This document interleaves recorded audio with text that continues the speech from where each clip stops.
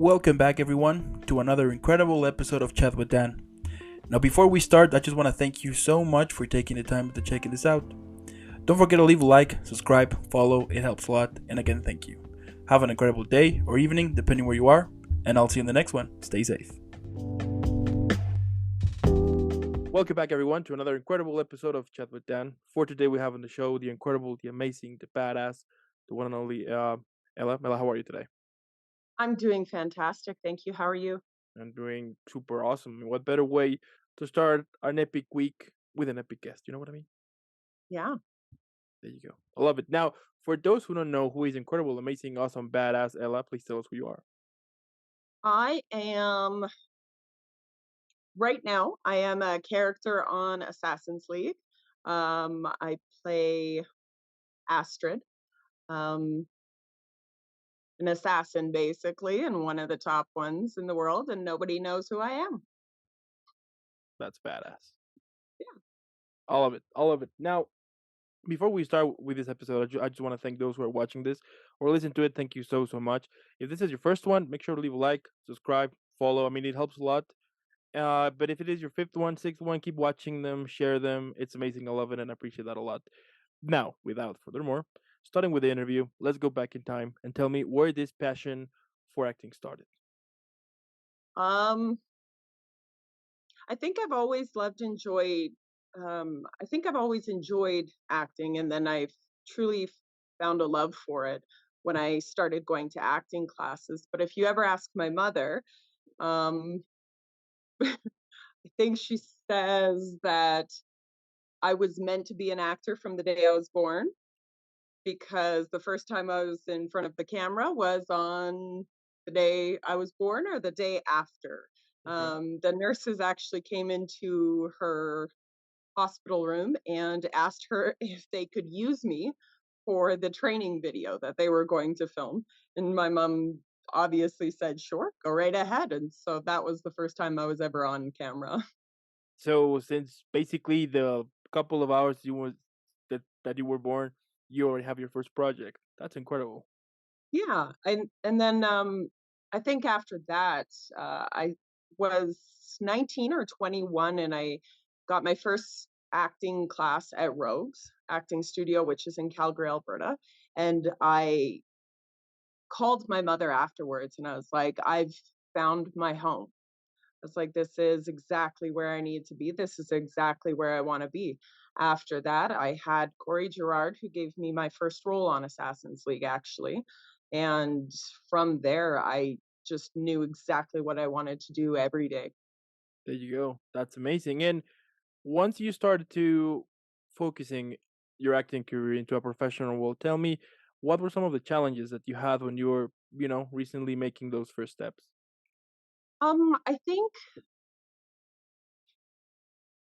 getting out of my shell and allowing myself to act. I think that my biggest fear was failure in the sense that this is what I've always wanted to do. This is what I love doing.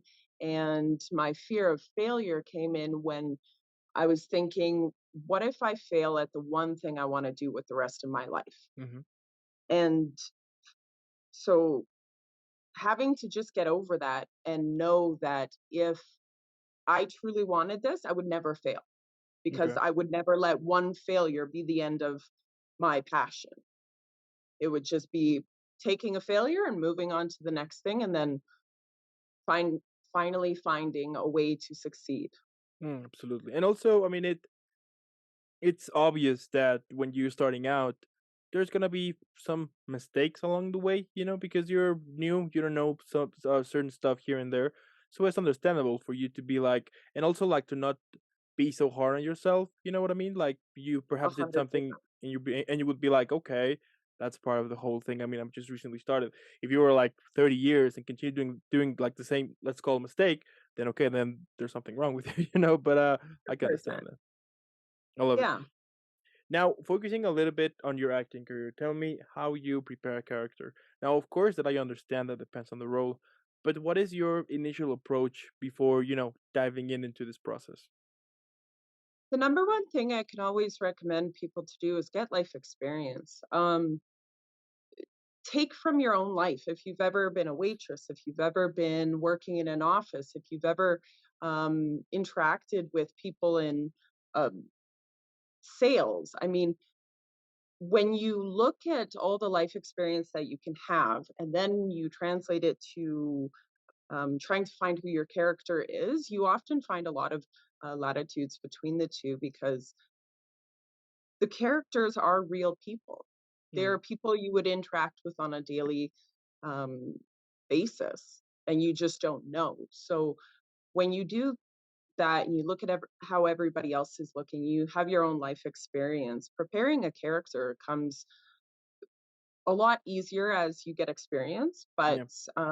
overall, you sit down, look at the script, look at the character and how they've written it and the relationships that they have with the people around them. And if you're lucky, you get a backstory. If you're not, then you don't. But then you create one to basically create the character as a whole round individual person instead of just someone on a piece of paper. Mm. And has it ever happened to you that during this process there was something about a character, perhaps that the character went through something that you have never been through, or like situation like that, and how you managed to kind of understand it and to keep moving forward? Oh, 100%. I mean, one of my characters is an assassin, and have I ever murdered somebody? No, but that is an experience where I think if you can connect a time when you felt so very angry and cold because you were just upset with the world, and then you can connect that and understand that if somebody grew up in a different life than you, then that could potentially be a possibility. Hmm. If you had had a different past, that would be a possibility for you because these characters are not that far off from anybody else in the world. It's just a few pieces of their history that were tweaked and created the person that they became. So when you can find the connections that could have made somebody that the way that they are, you can easily find the emotions that could have driven someone to be that person. Yeah, absolutely. And also, I would assume that during this process and along, with any new character you get the chance to play, you also kind of understand more about the whole, let's say, people, right? I mean, I would assume. I mean, what I have discovered is that at the same time, it's kind of a psychology stuff that you also get to understand more about human behavior and things like that, right? I mean, it's amazing. Oh, very much so, very much so. I mean, the more you find out or the more you start to act and the more interactions with characters you have, the more you start actually watching people around you because you're right, it is very much a psychology aspect to it and understanding what would make someone become that person. Yeah, and especially when you are when you are gonna play someone who actually is alive, or someone who actually did something like in the real world, right? I mean, I have Oh, interviewed some actors that go through that, and some of them have told me that it's kind of a little bit complicated. For example, when you're playing a murderer or someone who commit something awful, and you get the chance to kind of be that person, and you need to explore that. And yeah, I mean, it's scary, but at the same time it's fascinating. So yeah.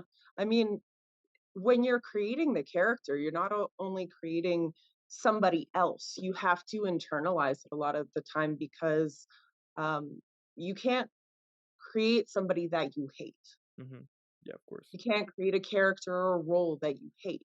You have to show them compassion and understanding. And regardless whether in the real world, whether you would have compassion for that person or not, you have to understand where the person is coming from. And to create a realistic and authentic character, you have to show them compassion and understand maybe why this was the best option for them in their mind. Absolutely. Absolutely. I mean, at the end, you're telling a story. And Exactly. I love that. I love that, like the fact that basically you are just the instrument to tell the story about for this character. So I can understand why when Mhm. you're about to play someone, you don't need. And also, some actors have told me that not to judge it, not to Oh, yeah. that is not about you, that you're just yeah, like you're just gonna tell that story with the character. And yeah, Mhm. I Yeah, love that. very I much love that. so. It's amazing. I mean, it's basically like magic, it's It is. I mean, amazing. you get to step back, take your own thoughts and feelings out of a situation, and you become a tool to tell a story so that other people can relate, because there are so many people in the world who have gone through the same situations and maybe didn't end up being the same person, but finding out that those same situations could have created somebody much different, they feel connected and they feel understood. Yeah. And they often give themselves a lot more leniency in the way that they live, because they're like, well, I could have turned out a lot worse. Yeah, absolutely. Absolutely. And like on your daily life, has it ever happened to you that you kind of act or you say something from a character you played in the past, or not at all? Oh yeah, guaranteed. I can definitely see some of my characters coming out, and I was like, whoa, who was that? Yeah. You're like, whoa. And the funniest thing is that if you hang out with all your co-stars or the people in the acting community that you work with, they often will catch you as well, and they jerk towards you and they're like, okay, calm down. And then they'll say the name of the character, and you're like, yeah, that very much so was them. Yeah, I mean, I like for example, I love watching like behind the scenes from like a movie, TV show, and for example, a few years ago, I watched this behind the scenes of this show years ago called Band of Brothers. It was a World Yeah. War II miniseries on HBO, and I saw like behind the scenes, and yeah, like basically they took all of the cast to kind of a boot camp, and like I mean, I think because I watched that like a long time ago, but like Hmm. during like the whole boot camp, they will be telling the actors to say the name of the characters they were playing to each other, not the real ones. You need to embrace the characters, so everyone was calling like with the names they were having to play. So that was amazing. I find that pretty awesome. Oh yeah, in acting class, that's one of the first things you learn is there's not a them and a you when you're playing this character. It is you. You are now embodying that person. So you no longer have your own name. The name that you carry is the name of the character, and they Yeah, are you. yeah, So yeah, absolutely. and it definitely helps you stay rooted in that person's life and mindset so much easier, because when the name is a very important thing, and when people start calling you a name and you've connected all these different situations in a past and history about that person to that name, then you often can easily embody that person. Yeah. Yeah, it's as I said before. I mean, I love that process, like behind of it, like how they created, and also like you can tell as well, whenever someone really took care for the character and went kind of the extra mile to make it as relatable and real as possible. Regardless if you're gonna play, I don't know, superhero, alien, or things like that, Yeah. but the fact that they will be able to put that extra mile to, like, those little details. I'm the type of person that I do appreciate that whenever on a movie or a TV show, they will focus on the little details, on things like on the costume or on the mannerisms of the character or things like that. I love that. Yeah.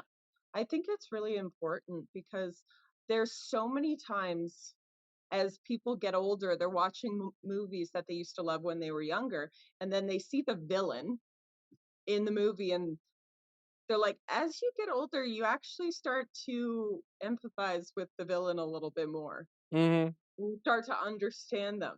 Oh yeah. And there are movies where I've watched it and I'm like, oh, I hate this person so much. They're so evil. And I have to remind myself next time I see them in a movie that I'm like, it just means they did a great job. It just means they did a great job. That is not who they are. But when they can turn you against them, or you start to understand their thinking and who they are, you know they've completely done their job well. Yeah, absolutely. And also it makes you want to think after it. Am I the bad guy now because I kind of cheer up the bad, like the villain here, or like Yeah.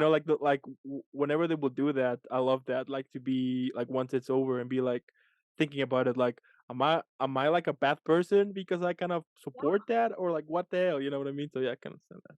Yeah, it definitely opens a whole different path of understanding other people, and it can lead you to be a lot more compassionate in your everyday life. Yeah, that's true. Now that you mention that, it's true. I mean, when you yeah, when you manage to kind of empathize with a villain, let's say, you Mhm, on your daily life, you get also the chance to kind of understand or see things different, instead of be like mhm. there's good and there's bad. At least to me, I ended up being like, okay, but there's like this gray area between. Yeah, it's like the things we don't know. Yeah. And you start to think, you're like, okay, this person had a very negative reaction to this conversation we had. What would have led them to feel that way? Mhm. Mhm. Because to me, it was an overreaction. But to them, why was it such a touchy subject? And you're like, Yeah. okay, there's something I don't know about this. And so you have a lot more compassion for people because you realize overreactions or sensitivity to subjects or people or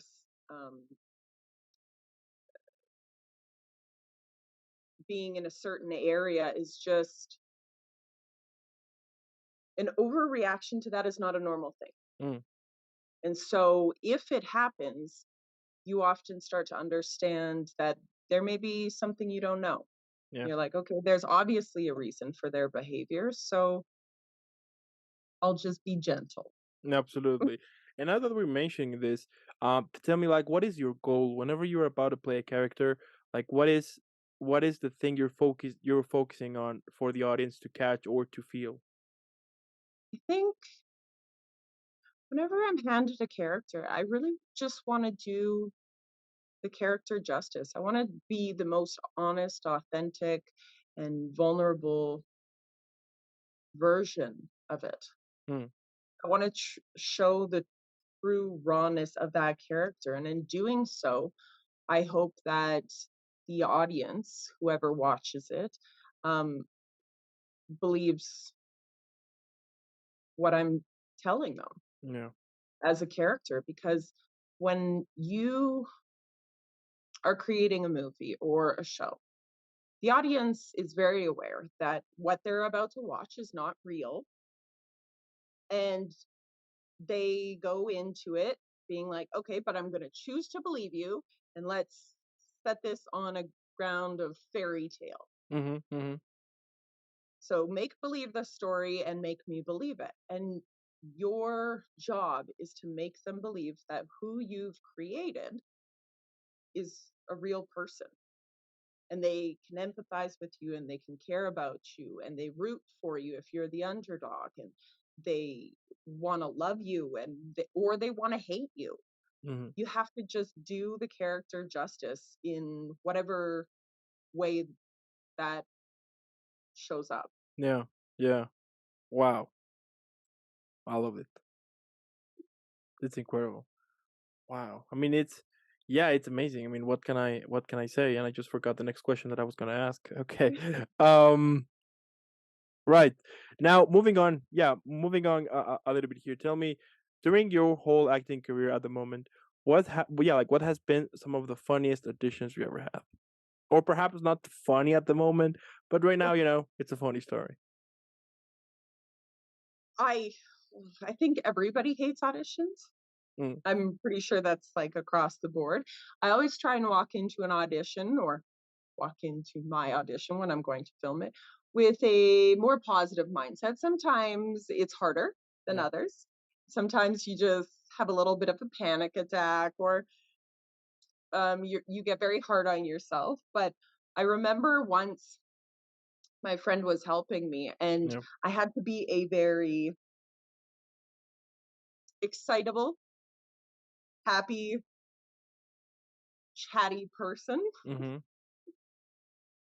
And the hardest part was having to talk extremely fast because for me, my brain works very quickly. But Okay. when I'm repeating words off of a paper, my mouth doesn't always want to keep up with my brain. Yeah. So sometimes I'll skip things. And then if you're trying to embody being very anxious and very jerky and um, just being a little neurotic, I ended up tripping on the wall. Mm. I can't even explain how I trip on a wall, but I stepped in the wrong direction, like Yeah. caught my foot on the wall instead of the ground, nearly fell over. And I was like, okay, nope, we're all good. And I just had to continue with the audition, even though, and I walked out and I'm like, oh, I hate myself. But I mean, at the end of the day, you just have to get it done. Yeah. That's it. That's it. Absolutely. And how you manage the second thoughts, like it happens to all of us, right? Whenever we're doing something we love, Mm. once we finish it, we tend to think about, I should have done this instead of that, or should have said this instead of this. And once you realize, basically, you ended up wasting a couple of hours of your day. So how you manage those thoughts to basically remove them and keep moving forward with your day? I think, say if it's during an audition and I still have to complete the task, I reach out to my friends. Mm, The people around me are extremely supportive. I have some amazing friends who are in the industry, and then I have some amazing friends who are not. And everybody around me is so extremely supportive, and they just are always cheering me on. So if it's when I still need to finish a task and I'm just being very hard on myself and very negative, I yeah. contact them just to get some Mm, positive feedback, being like, just get it done. You know, you're much better than you're putting yourself down right now. And that's not truly your talent level. So just get it done and you'll feel better. Afterwards, if I'm dwelling on things, I think you just have to, me personally, when I'm done with something, I feel glad that it's over, yeah. like the audition. I'm just once the audition is done over, there is no ifs, ands, or buts about it. There is Mm, nothing that you can change whatsoever about the audition now that you've sent it in. And there is absolutely no point to dwelling on it there you go. because what you need to look at is that what you think may be horrible, someone else may think fantastic. You never know the vision of the casting director or the director or a producer or anything. Yeah. So what you may have presented and you're like, "Oh, that was terrible. I wanted my character to be more like this." And they see the character that ended up being on your audition and they're like, "Ooh, yeah, love that one." You never know. Absolutely. So, Yeah. Yeah. Yeah. I can understand that. I mean, at the end of the day, it's part of the process. But yeah, if you focus on the, let's say, negative, or the mhm, what if, I mean, it's mhm. basically like a waste of time. And time is super valuable, and doesn't make any sense to kind of waste your part of your day on something that already happened, and Yeah, that no matter what you say or think on that moment, you can't change anything because it already passed. exactly. It's just I send it and forget it, There you go. basically. Yeah, that's I'm super like, healthy. it's off. It's out of my hands. I have no power anymore. There's nothing I can control with it at all. Yeah, So it's done. No point in dwelling. there you go. I love it. Now, let's say one day I call you and I tell you that I want to become an actor. Now, a Mhm. little bit of backstory, I have your experience. So, based on what you know, what do you think would be important for me to kind of like a little bit like a heads up before starting out this career? It's gonna be a lot of heartache. I Okay, mean, people always say that everybody wants to try something and then succeed absolutely. immediately. Yeah, And yeah, of this course. is an industry of rejection. That's just what it is. Um, but the number one thing that I would recommend people to do is find an acting studio and go to it.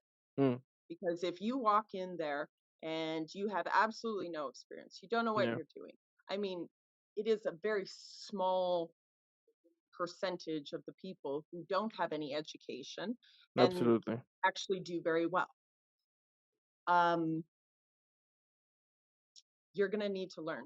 day in and day Yeah. out for the rest of your life. There you There's go. always going to be something you need to learn in this, and you need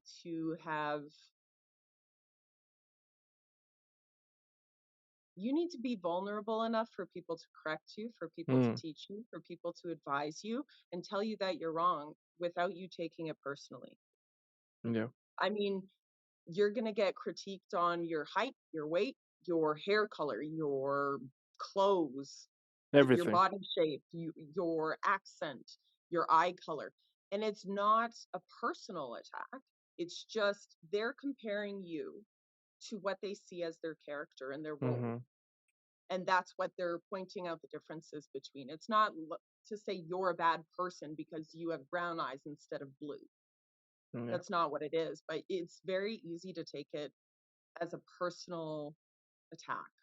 And Yeah, so of course. you're just going to have to get a thick skin and get used to failing and disappointment and know that when you do succeed, it's 100% worth all the failures prior to it. Yeah, I mean, at the end of the day, nobody likes being rejected, right? So, No. and it's understandable when, like, starting out, as we were saying, for example, that when you're starting out, you will see those rejections as personal, or to be like, what is wrong with me, or be like, you will start questioning yourself about your craft, but also about yourself. So that could, Oh yeah, yeah. that's very important, as you mentioned, the fact that you get the chance to along the way kind of create this tough skin, and if they don't Hmm. like you, that's fine. Wasn't meant to be. Let's move to the next one, and that's it. And I mean, you have to also keep in mind with all those rejections, nobody on the other side of a table during an audition or during a film process is against you. Yeah. Everybody in that process truly wants you to succeed. If they pick you as that character, they're not going to be critiquing you because they want you to fail. Mm, They want you to succeed, but they are critiquing you because they're hoping it can make you better, or they're hoping that you can fix something or create a different kind of character. And yeah. you have to know that as harsh as the industry is that people are actually working for you. Mm, They really do want you to succeed. It makes their job easier if you do well. there you go. Yeah. Now, how you handle, for example, let's say I start acting, right? Now, Mhm, it happens, right? It happens that whenever you want to start something out of the traditional box, I mean, acting, music, modeling, photography, directing, like mhm, those type of careers, they will be even till this day treated as you're wasting your time. mhm, You're gonna be homeless or you're gonna be starving your whole life. So what advice would you give to me as someone who is recently started, let's say, and is mhm. receiving this type of comments, which I have discovered that you will be giving those comments from family, I mean, from everywhere, basically. Ignore it. Ignore it all. I mean, at the end of the day, if this is what you truly want, this is what you truly want to do with your future. This is what brings a spark to your life. This is what brings you joy and happiness and fulfillment. Ignore it. And at the same time, if anybody around you is not going to be supportive of you, even though they may think it's slightly delusional, then you might need to reevaluate the people around you. Yeah. Because I have been lucky enough that everybody around me, when I finally was like, okay, yep, no, this is what I want with my future, they were Hmm. like, cool, finally you're going for it 100%. And I was like, Yeah. oh, everybody had my back 100% and has always cheered me on. Everybody has always supported me. I mean, yes, they're being realistic and they're like, okay, yes, at the beginning, you may have to also have a job while you do this. Mm, But if you have to cancel plans with us, that's fine. You're yeah. going to film. Come after, come 2 hours late. It's totally fine. My mother has always supported me in that sense. My friends have also always supported me. So if a person is going into the industry and that is all they're hearing from people around them, they need to reevaluate the people around them Mm, because that negative talk is going to eventually permeate your own thinking and you're going to not feel worthy of success in an industry that other people think is very hard. Yeah, yeah, but if you think about, and that just basically passed through my mind right now, that what is not difficult these days, I mean, Mhm. if you want to start acting, it's difficult, yeah, but if you want to find a real good, office job, it's hard as well. I Yeah. mean, if you put it like in that perspective, and be like, I mean, everything is kind of difficult. Perhaps acting, music, modeling, etc. will receive that extra as more difficult. But if you think Mhm. about it, I mean, if you are inside, inside the traditional box, let's say, if you want to find like a really good stable job with a good Mhm. salary, things like that, it's gonna be super hard as well. And if you put it in Mhm. consideration, it's kind of the same thing here. I mean, audition will Yeah. be like job interviews in a matter of speaking, you know what I mean? So yeah, I just like that, like that thought just basically passed my mind. That interesting that the fact that sometimes perhaps we are thinking that this thing it's way harder than the other stuff, but once you think about it, it's basically the same thing. It's all about perspective, I would say. Everything's going to be difficult. You just have to find the goal where that the difficult things that you're going to have to do is worth it to you. Yeah, Because if you want to work in an office for the rest of your life, going through all those difficult things is, if that's what you really want, then the job you get at the end of the day was worth all that stress and turmoil and rejection and whatever else. If you really want to do acting, then all that stress, turmoil, and rejection is going to be worth it when you succeed. there So you you go. just have to find the one goal where that dedication is actually worth it to you. Yeah, I mean, for example, doctors. Hmm. They will spend years and years and years and years and years to prepare in order to kind of build up a career. So yeah, Yeah, I just discovered that interesting. So yeah, basically, yeah, it's the same thing, the same yeah. kind of Find difficulty level. So yeah, find what difficult journey you're willing to take for the outcome. there you go, there you go, all of it. Now, moving on here. Let's say that one day Netflix, HBO Max, Disney Plus, Paramount, Lionsgate. I mean, basically everyone is having like their own stream. But anyway, they call you and they tell you that they have this idea, which goes that all of the characters you have played at the moment, they're all gonna gather to celebrate your birthday. But here's the thing: Oh, the film needs a name. So how would you call it? so far with the characters that I have, if they all had to get together, the movie would probably be called Crying and Killing. Okay. I've played a lot of murderers, killers, Okay. so yeah, um, it would be very interesting. There would be a lot of Murderers disappearances. involved. Yeah, of course.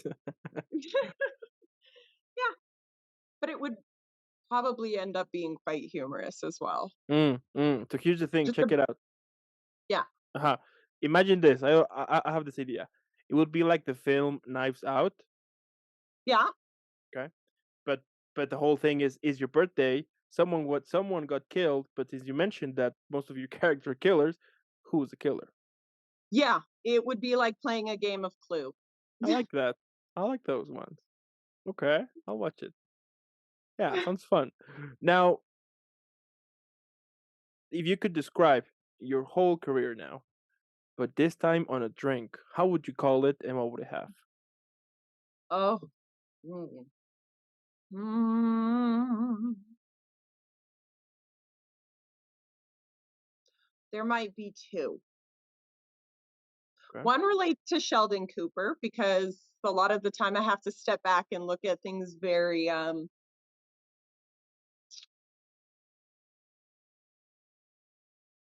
by I have to look at certain things very analytically Mm-hmm. to understand them or as a challenge or yeah, in that sense. So that one would be a what is it? A virgin Cuba Libre, which is Okay. basically a diet coke Yeah. because it's a rum and coke without the rum. just a Coke. The other one would be a Bloody Mary, because that's just the epitome of the majority of my characters up to Mm, this day. there you go. Yeah. Okay. Now, like, what motivates you? We all have those days that Mm. basically we just want to quit. It happens. So how you manage to silence those toxic thoughts and to be back again on this road that you have been in and have built as well for so many years now. Thinking about my future in 60 years if I wasn't to follow this path. Hmm. If I was to go the route most people do, working in an office and whatnot, and that's totally fine if that's what you want to do. But for me, if I had to still be doing that in 60 years, I wouldn't be able to. Absolutely. I need acting in my life. I need to be creative. I need it just as much as I need to breathe. Yeah, I like that. And So, you know what? Yeah, it's true. I mean, at the end of the day, do what makes you happy. And basically that's it, because I do think that sometimes we get sold this idea, right, that if you want true happiness, you need a lot of money. You need this huge mansion with 55 rooms, couple of jets, yachts, things like that. And you will get frustrated because because on your situation right now, you're not able to afford that, and that's fine. But what I'm trying mhm, to say here is that instead of focusing on that crazy idea, mhm, we should focus instead on what makes us happy. If what make you happy, it's, as you mentioned, working in an office, being an actor, music, be a teacher, lawyer. I mhm. don't know, like whatever. I mean, at the end of the day, it's everyone has their own lives, and I do think that everyone should live the way they want it, regardless of this idea, perhaps of what some people might think or say. Yeah. I just think if people looked at the life that they want to live in 50, 30, 20, 10 years from now, are you doing things to be in line with that future? If you're not, you need to correct your behaviors, your patterns, your habits, whatever. But if you think,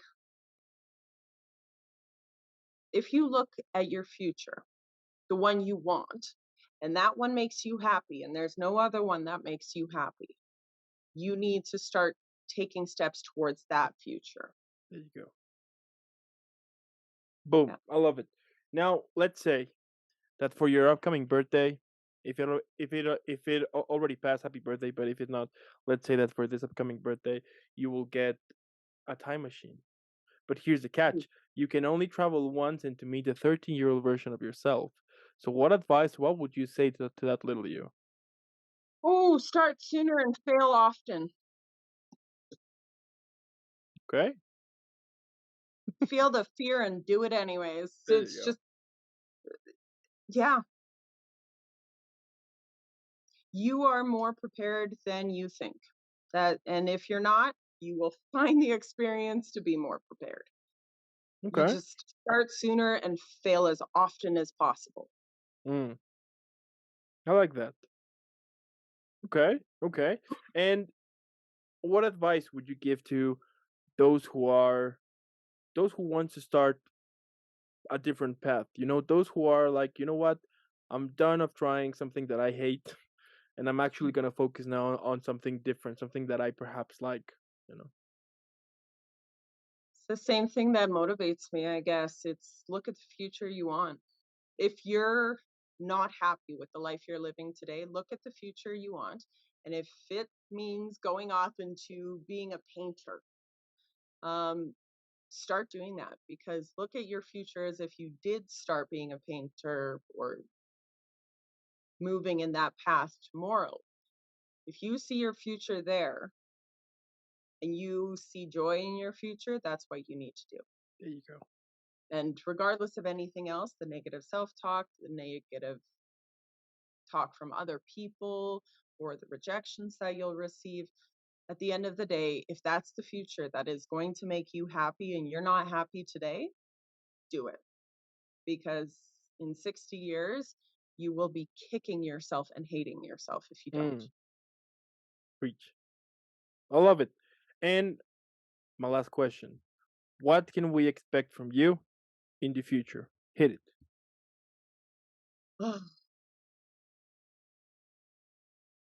Oscars and Emmys. I'm just gonna drop this now. I love it.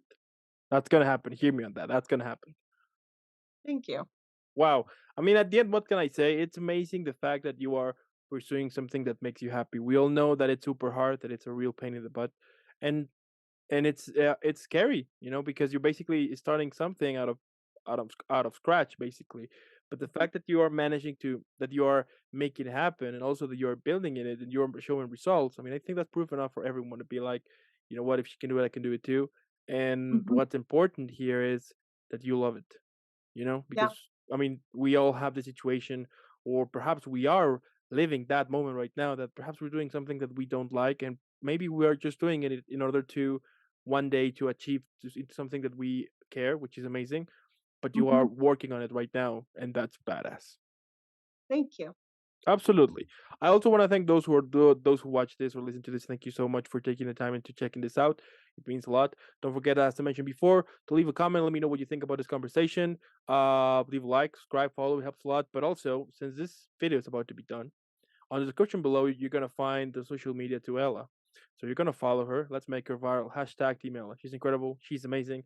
And then again, thank you so much for making this happen. Keep creating, keep inspiring, keeping this amazingly badass super person you always are. And I'll see you in the Thank you next for one. having me. Absolutely, it's a pleasure. And I'll see you soon. See you soon. All right.